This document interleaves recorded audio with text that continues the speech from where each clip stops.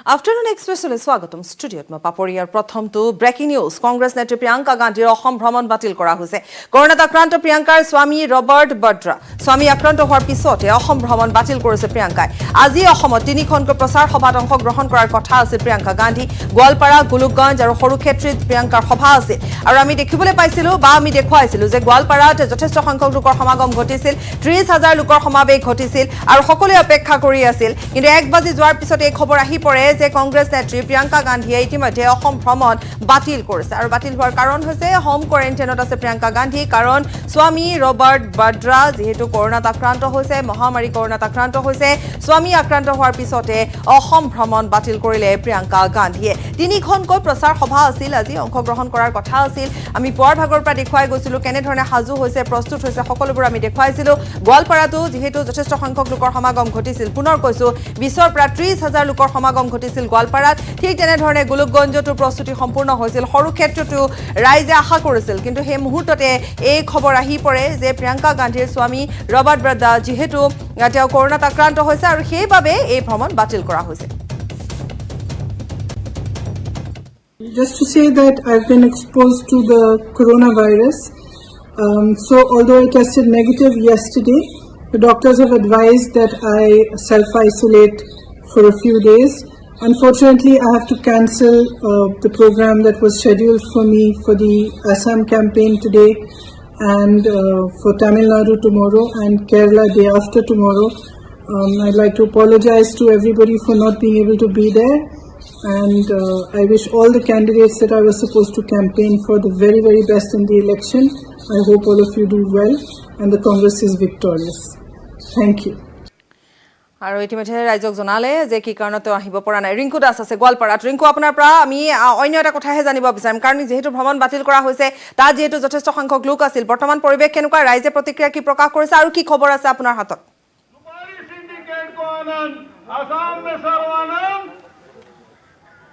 कोयला सिंडिकेट को आनंद आसाम में सर्वानंद लोक तस्करियों को आनंद গোৱালপাৰাত এখন কৃষ্ণাই যি বিশাল জনসভা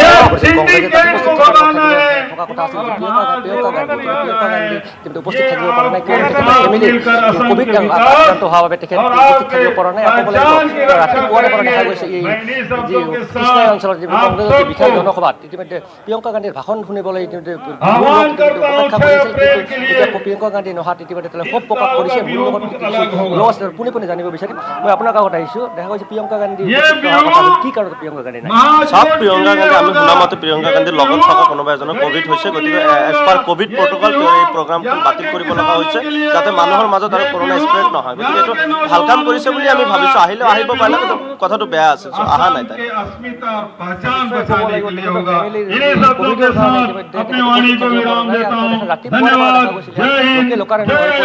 কৃষ্ণাই অঞ্চল প্ৰায় 30,000ৰ অধিক লোক ইতিমধ্যে প্ৰিয়ংকা গান্ধীৰ যি ভাষণ শুনিবলৈ ৰৈ আছিল কিন্তু এতিয়া প্ৰিয়ংকা গান্ধী অহা দেখা গৈছে কেইটা বজাৰ পৰা আছিল ৰাতিপুৱা 8টা বজাৰ পৰা আছিল কিন্তু প্ৰিয়ংকা যি 10টা বজাত অহা কথা আছিল এতিয়া 10টা বজাৰ পৰা প্ৰায় এটা বজাত আহি পাল কিন্তু প্ৰিয়ংকা যি আজি আহি নাপালে প্ৰিয়ংকাৰ ঠাইত আৰু ছত্তীশগড়ৰ মুখ্যমন্ত্ৰীয়ে আহি পাল সেইকাৰণে সকলোৰে মনত অলপ দুৰ্বল হৈ আছে মনবিলাক দুৰ্বল হৈ আছে প্ৰিয়ংকা গান্ধী দেখিবৰ কাৰণে ৰৈ আছিল কিন্তু প্ৰিয়ংকা গান্ধী দেখিবৰ কাৰণে ৰৈ আছিল থাকিলেও মহাজোটবন্ধনৰ যিহেতু কংগ্ৰেছ মহাজোটবন্ধনৰ কাৰণে ইয়াতে সকলোৱে মহাজোটবন্ধন ভোট ক'ব লাগিব প্ৰিয়ংকা গান্ধী অপেক্ষা কৰি আছিল ইয়াৰ কংগ্ৰেছৰ যি সমৰ্থকসকল কিন্তু প্ৰিয়ংকা গান্ধী নোহোৱা তেতিয়া খুব প্ৰকাশ কৰিছে আৰু ইয়াত আহি উপস্থিত হৈছে যি জিতেন্দ্ৰ সিং আহি উপস্থিত হৈছে ছত্তীশগড়ৰ মুখ্যমন্ত্ৰী ইয়াত উপস্থিত হৈছে আৰু ৰিপুণ বৰা আহি উপস্থিত হৈছে কিন্তু প্ৰিয়ংকা গান্ধী ইতিমধ্যে ইয়াত উপস্থিত থাকিব পৰা নাই কিয়নো তেখেতৰ যি স্বামীৰ ইতিমধ্যে যি কোভিডত আক্ৰান্ত হোৱাৰ ফলত ইতিমধ্যে উপস্থিত থাকিব পৰা নাই হয় পাপৰি ৰিংকু এই মুহূৰ্তত পোনপটীয়াকৈ আপুনি দেখুৱাই গৈছে এয়া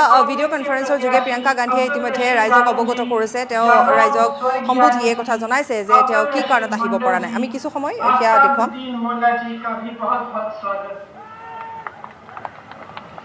देखिए असम के 2 चुनाव के 2 चरण खत्म हो चुके हैं जिस उत्साह से आपने कांग्रेस के 5 गारंटी का स्वागत किया है उसके लिए आप सबको बहुत बहुत धन्यवाद भाजपा भी आजकल सिर्फ हमारे ही गारंटीज की बात कर रहे हैं चाहे प्रधानमंत्री हो चाहे उनके 2 मुख्यमंत्री के दावेदार हों चाहे उनके जितने भी असम के नेता हैं, सब हमारे ही गारंटीज की बात कर रहे हैं। असम के मेरे प्यारे बहनों और भाइयों, सबको पता है कि बाजार में केवल एक तरह का सामान बगैर गारंटी के आता है, चाइनीज सामान। आप उसको दुकान में खरीदते हैं, लगता है कि बहुत अच्छा है, घर जाके जब चलाने की कोशिश करते हैं तो आपको पता चल जाता है कि उसकी क्वालिटी क्या है। यही स्थिति है भाजपा के वादों की। भाजपा वालों ने आपसे बहुत बड़े बड़े वादे किए। जब चुनाव आया तो आपको तरह तरह की चीजें बताई। आपसे कहा कि आपको लाखों रोजगार देंगे, 25 लाख रोजगार देंगे। आपसे कहा कि आपकी आमदनी दुगनी हो जाएगी, कि महंगाई घट जाएगी। और आज आपने देखा है कि आपके सामने क्या स्थिति है।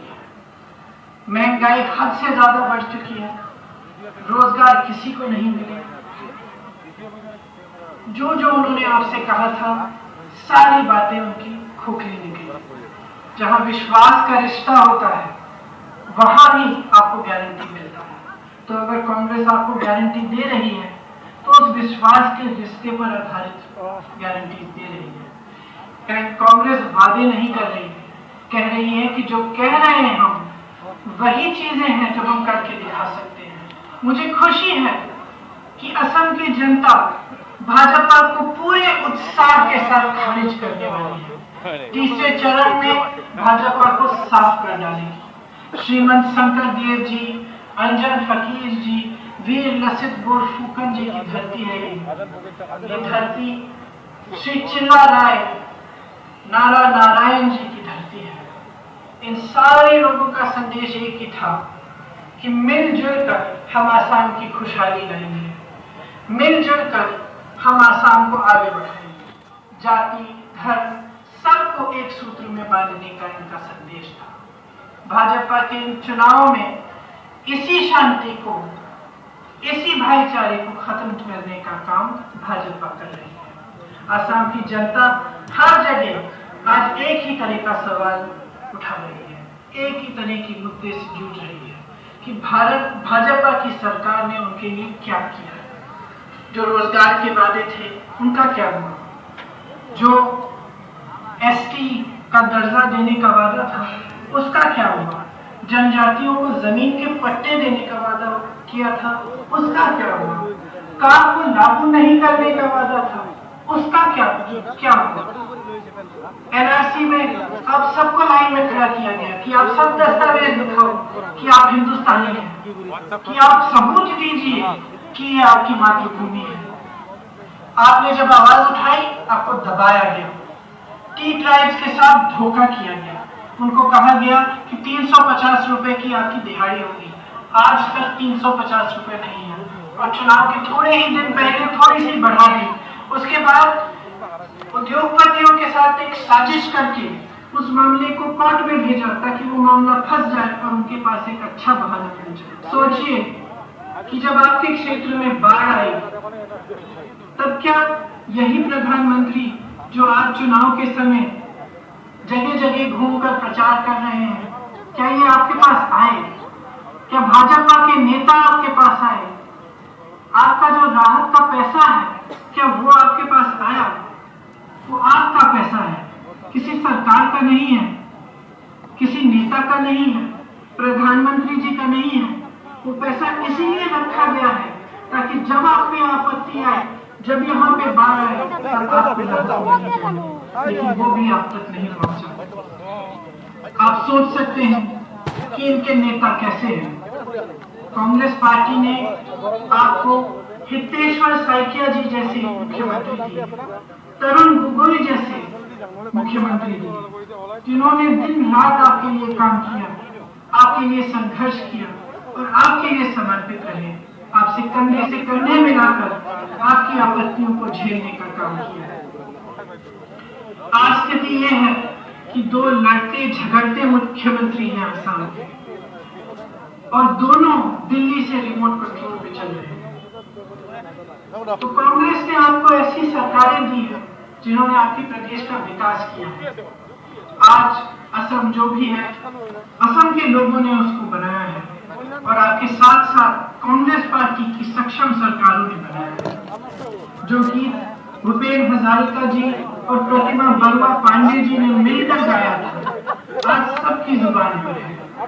আমি একে খুন নাওরে যাত্রী, আমি একে খুন नावरे जाती, हम सब एक ही नाव के यात्री हैं।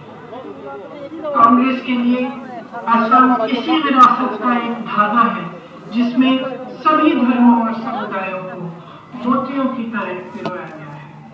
मगर भाजपा के लिए असम हर तरह के विभाजनकारी प्रयोगों की प्रयोगशाला है। कल प्रधानमंत्री जी ने कहा कि असम के लोगों ने कांग्रेस पार्टी को रेड कार्ड दिया है। वाह, सच्चाई समझिए प्रधानमंत्री जी, कोई रेड कार्ड नहीं दिया है। असम के सारे लोग देख रहे हैं कि भाजपा और आपकी सरकारें फाउल खेल रही हैं, सबको दिख रहा है।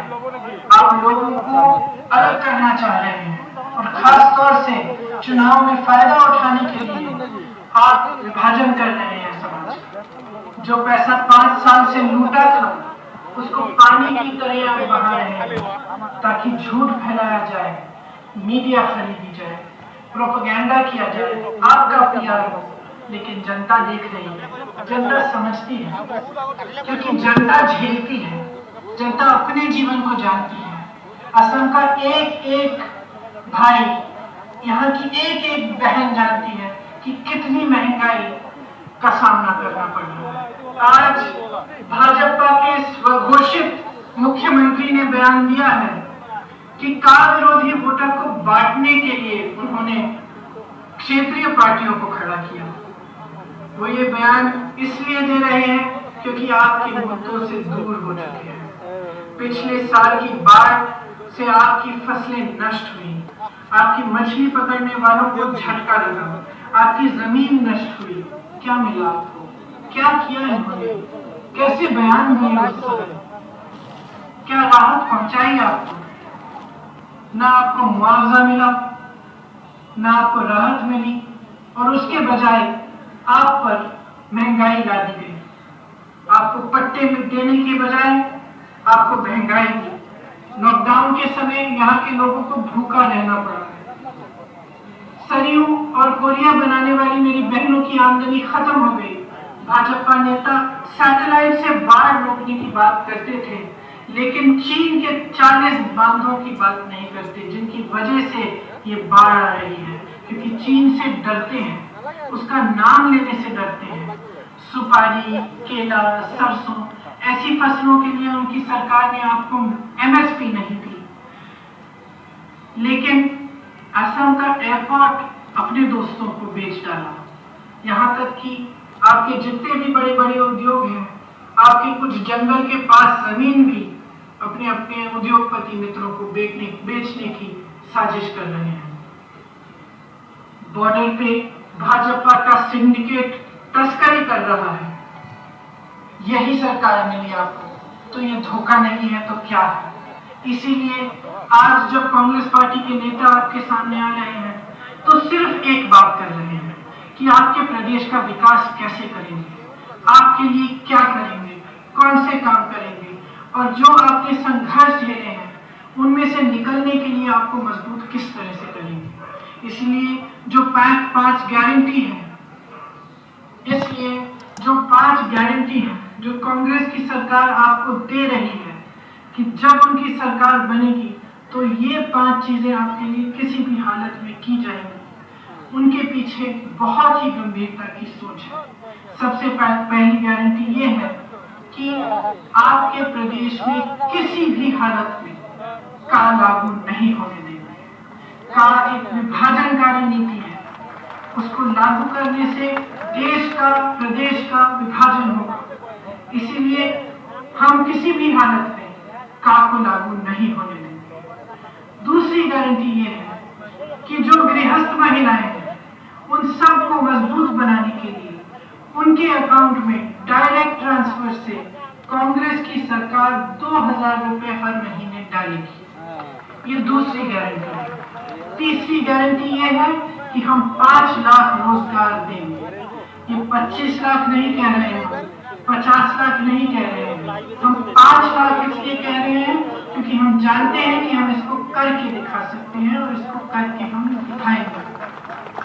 चौथी गारंटी ये है कि जो महिलाएं और पुरुष चाय के बागान में काम करते हैं उनकी दिहाड़ी 365 रुपए तक बढ़ाई जाएगी। अब मैं जानती हूँ कि ये बात आपने पहले भी सुनी है, भाजपा ने आपको कहा था कि 350 रुपए तक आपकी दिहाड़ी बढ़ाई जाएगी। आज अगला चुनाव आ रहा है लेकिन किया नहीं गया है। उन्होंने बल्कि एक बहुत बड़ी साजिश की। जब उन्होंने थोड़ा सा बढ़ाया चुनाव से पहले तो उन्होंने उद्योगपतियों के साथ साजिश कर ली कि इस मामले को कोर्ट में आप अटका दीजिए। मामला अटक गया, उनको बहाना मिल गया, आपको कुछ फायदा नहीं हुआ। हम ऐसा बिल्कुल नहीं करेंगे क्योंकि हम जो 365 रुपए है हम कह रहे हैं कि जो आपको चाय के बागान के मालिक देते हैं दिहाड़ी उसके ऊपर से सरकार भी आपको कुछ पैसे देगी जिसको मिलाकर आपका 365 रुपए बनेगा। तो इसमें बागान का भी नुकसान नहीं होगा और बागान के उद्योगपतियों का भी नुकसान नहीं होगा। ये चौथी गारंटी है।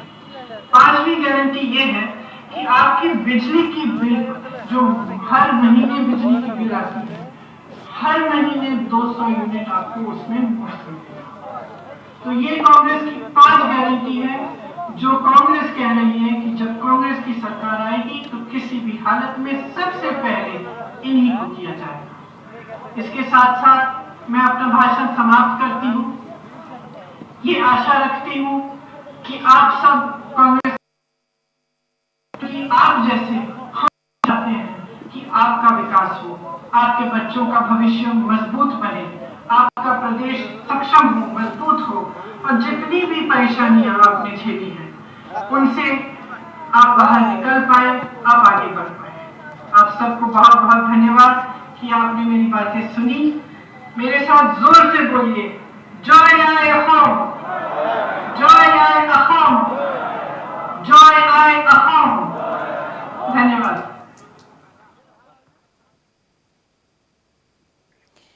আমি গোৱালপাৰাৰ পৰা দেখুৱালোঁ আৰু ইতিমধ্যে আমি কৈছোঁৱে যে যিহেতু প্ৰিয়ংকা গান্ধী আহিব নোৱাৰিলে কাৰণ স্বামী ৰবাৰ্ট বাদ্ৰাৰ ক'ভিড পজিটিভ পোৱা গৈছে আৰু বাদ্ৰাৰ ক'ভিড পজিটিভ পোৱাৰ বাবে প্ৰিয়ংকা গান্ধী হোম কোৱাৰেণ্টাইন হৈ আছে আৰু যাৰ ফলত ভ্ৰমণ বাতিল কৰা হৈছে। কিন্তু তেওঁ যিহেতু আমি দেখুৱালোঁ যে তেওঁ ৰাইজক সম্বোধি যিখিনি ভাষণ প্ৰদান কৰিলে, ভিডিঅ' কনফাৰেন্স যোগে তেওঁ ভাষণ প্ৰদান কৰিলে, যি প্ৰচাৰ সভা অনুষ্ঠিত কৰাৰ কথা আছিল সেয়া তেনেধৰণে ভিডিঅ' কনফাৰেন্সিঙৰ যোগেদিয়ে সেই প্ৰচাৰ সভাত তেওঁ অংশগ্ৰহণ কৰিলে।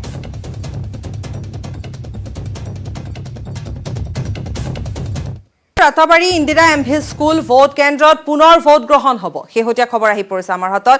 কৰিমগঞ্জৰ Ratabari Indira MV school vote কেন্দ্ৰত পুনৰ ভোট গ্ৰহণ অনুষ্ঠিত হ'ব। নিৰ্বাচন আয়োগে স্পষ্ট কৰিলে পুনৰ ভোট গ্ৰহণৰ কথা। ইভিএম সৰবৰাহৰ নিয়ম উলংঘাৰ বাবে 4 পলিং বিষয়াক ইতিমধ্যে নিলম্বন কৰা হৈছে। বিজেপি প্ৰাৰ্থী পত্নীৰ গাড়ীত সৰবৰাহ কৰিছিল ইভিএম। ৰাতাবাৰী সমষ্টিৰ ইন্দিৰা এমভি স্কুল ভোট কেন্দ্ৰৰ আছিল এই ইভিএম কেইটা। ঘটনাৰে জড়িত 4 পলিং বিষয়াক ইতিমধ্যে নিলম্বন কৰা হৈছে আৰু ঘটনা সন্দৰ্ভত এজাহাৰ দাখিলৰো সম্ভাৱনা আছে। ঘটনাক লৈ ইচিআইক ব্যৱস্থা লোৱাৰ আহ্বান জনাইছিল প্ৰিয়ংকা গান্ধীয়ে। টুইটযোগে প্ৰতিক্ৰিয়া প্ৰকাশ কৰিছিল কংগ্ৰেছ নেত্ৰীগৰাকীয়ে আৰু তাৰ পিছতে আমি দেখুৱালোঁ যে তাৎক্ষণিকভাৱে নিলম্বন কৰা হৈছে 4গৰাকীকৈ পলিং বিষয়াক।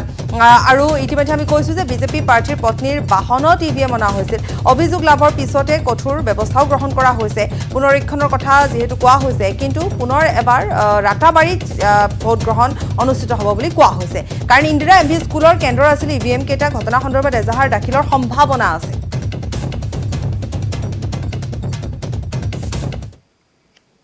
লালফুলের নষ্ট হয়েছে, আমরা যে গাড়ি আইছি আবার বাদে আমরা অসহায় হইয়া উবা ও একটা কইলা তাই কিনি করিম কই তোমার গাড়ি নষ্ট হয়ে গেছে একটা ও আমরা ও কইলাম বিপদে উবা দিন ও তার গাড়ি উঠছি আমরা কৃষ্ণেন্দু ভালো চিনি না, কিচ্ছু চিনি না।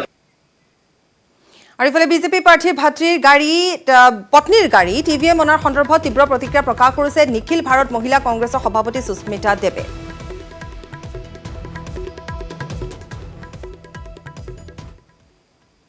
Went to the second phase of elections. It is shocking that a EVM machine is found in the vehicle which is registered in the name of the BJP candidate for Patharkandi, Krishnendu Paul. How can it be that an EVM machine is being transferred from the polling station to where it's kept till counting in a candidate's car? I don't think this has ever happened in the history of Assam, and clearly this is a conspiracy. This is a criminal act. We demand that this candidate is disqualified. Action is taken against every officer involved, and it is clear that the BJP is losing Assam, and they are actually using illegal means to win, and it's unacceptable. We demand immediate action as per law.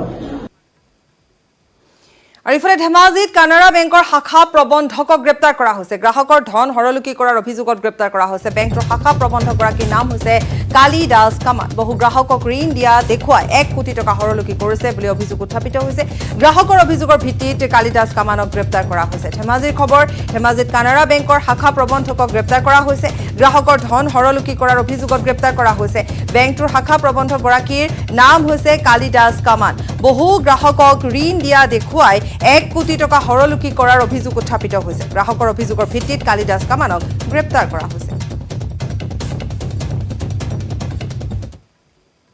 তেওঁক ধেমাজি টাউনৰ পৰা গ্ৰেপ্তাৰ কৰিছোঁ আৰু তেখেতৰ বিৰুদ্ধে যিটো জালিয়াতি তেখেত যেহেতু কানাড়া বেংকৰ ধেমাজি শাখা প্ৰবন্ধক আছিলে তেখেতৰ বিৰুদ্ধে বিভিন্ন জালিয়াতিৰ অভিযোগ আহি আছিলে আৰু সেই মৰ্মে আমাৰ ইয়াত দুটা গোচৰ ৰুজু হৈছিলে ধেমাজি থানাত আৰু তদন্ত প্ৰক্ৰিয়া চলি আছিলে আৰু তেখেতৰ তদন্ত প্ৰক্ৰিয়াত দেখা গ'ল যে তেখেতে প্ৰায় বৃহৎ পৰিমাণ ধন প্ৰায় 80-90 লাখ টকাৰ ধনৰ হৰলুকি কৰিছে আৰু সেই মৰ্মে তেখেতক আমি 90/2021 কেছটোত ধেমাজি থানাৰ আমি গ্ৰেপ্তাৰ কৰিছোঁ চূড়ান্ত পৰ্যায়ৰ তৃতীয় পৰ্যায়ৰ নিৰ্বাচনী প্ৰচাৰ পাঠশালাত উপস্থিত জেপি নাড্ডা ভগৱতী ক্ষেত্ৰত নিৰ্বাচনী প্ৰচাৰ ৰঞ্জিত কুমাৰ দাসৰ হৈ চলালে প্ৰচাৰ পুনৰ এবাৰ জনাইছো আৰু দেখুৱাম দৃশ্য আমি চূড়ান্ত পৰ্যায়ত এতিয়া তৃতীয় পৰ্যায়ৰ নিৰ্বাচনী প্ৰচাৰ আৰু পাঠশালাত উপস্থিত হয় জেপি নাড্ডা উপস্থিত হৈ ভগৱতী ক্ষেত্ৰত নিৰ্বাচনী প্ৰচাৰ চলাই ৰঞ্জিত কুমাৰ দাসৰ হৈ নিৰ্বাচনী প্ৰচাৰ চলায়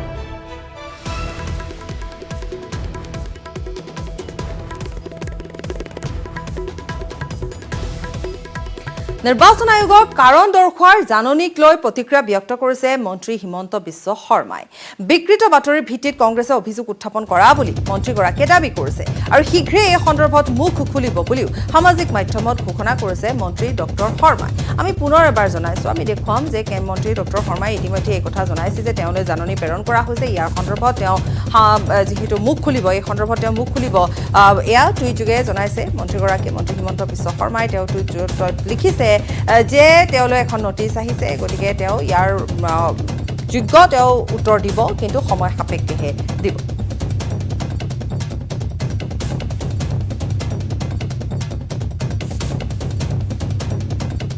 আপোনাৰ এবাৰ কৈছো আমি এই মুহূৰ্তত যে নিৰ্বাচন আয়োগৰ কাৰণ দৰ্শোৱাৰ জাননীক লৈ প্ৰতিক্ৰিয়া ব্যক্ত কৰিছে মন্ত্ৰী ডক্টৰ হিমন্ত বিশ্ব শৰ্মাই টুইট যোগে তেওঁ লিখিছে টুইটত তেওঁ উল্লেখ কৰিছে যে তেওঁ উত্তৰ দিব তেওঁ ছ'চিয়েল মিডিয়া যোগে তেওঁ উত্তৰ দিয়াৰ লগতে তেওঁ বহুকেইটা আৰু অন্য চিৰিয়াছ ইছ্যু সন্দৰ্ভতো তেওঁ জনাব গতিকে সেই সন্দৰ্ভতো তেওঁ জনাইছে যে কি কথা আছে তেওঁ মুখ খুলিব কিন্তু সময় সাপেক্ষেহে খুলিব